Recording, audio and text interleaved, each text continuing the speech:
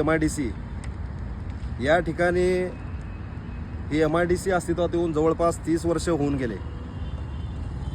ही MIDC अस्तित्वात आली बेरोजगार संपावा आणि उद्योग क्षेत्रामध्ये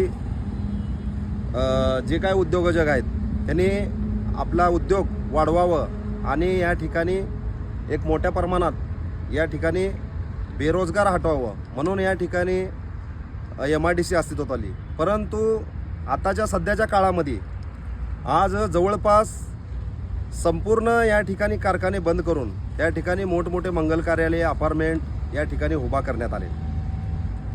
त्या मंगल कार्यालयाच्या बाजूला असणारं केमिकल फॅक्टरी असेल व अनेक कारखाने असतील आणि आगीचं प्रमाण ह्या ठिकाणी प्रत्येक कारखान्याला आग लागत चाललेली आहे। आता परवा दिवशी मध्यंतरी 2-4 महिन्यापूर्वी सेंट्रल कारखान्याला या ठिकाणी मोठ्या प्रमाणात आग लागली आणि त्या ठिकाणी अनेक लोक मृत्यू पावले। त्याचा जबाबदार कोण? या ठिकाणी हे लोक बेरोजगारी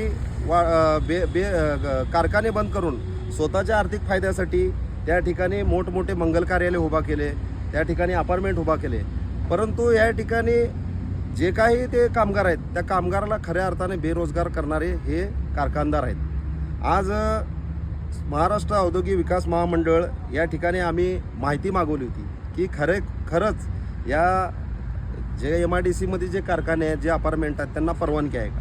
परंतु त्या ठिकाणी आम्ही खंदारे साहेबाला या ठिकाणी चर्चा केली असताना त्या ठिकाणी असं सांगण्यात आलं की आम्ही माहिती देऊ शकत नाही, परंतु हे MIDC मध्ये मंगल कार्यालय करता येत नाही। कारण या MIDC म्हणजे शहराच्या बाहेर असणारं हा एक पब्लिक प्लेसपासून लांब असणारा MIDC असते, म्हणजे लोकाला जीवहानी होऊ नये म्हणून।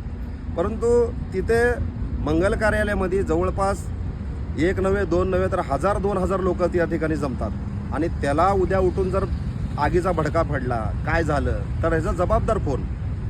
तर ह्यांचा पाठपुरावा या ठिकाणी मुंबईला चालू आहे, लवकरच कारवाई होईल असं म्हणतात। परंतु ह्यात असं दिसून येत आहे की त्या ठिकाणी असणारे मंगल कार्यालय त्यांना खरोखर परवानगी नाही आणि मोठ्या प्रमाणात MIDC मध्ये अतिक्रमण झालेलं आहे आणि कामगाराला बेरोजगार करण्याचं काम खऱ्या अर्थाने हे कारखानदार करत आहेत। यांच्यावर जर कारवाई झाली नाही, हे लवकरच हे लोक कारवाई केली नाहीत तर युवा भीमसेना सामाजिक संघटनेच्या वतीनं आम्ही आमरण उपोषण या ठिकाणी केल्याशिवाय आम्ही राहणार नाही आणि कामगाराला या ठिकाणी न्याय मिळवायचा प्रयत्न युवा भीमसेनेचा आहे।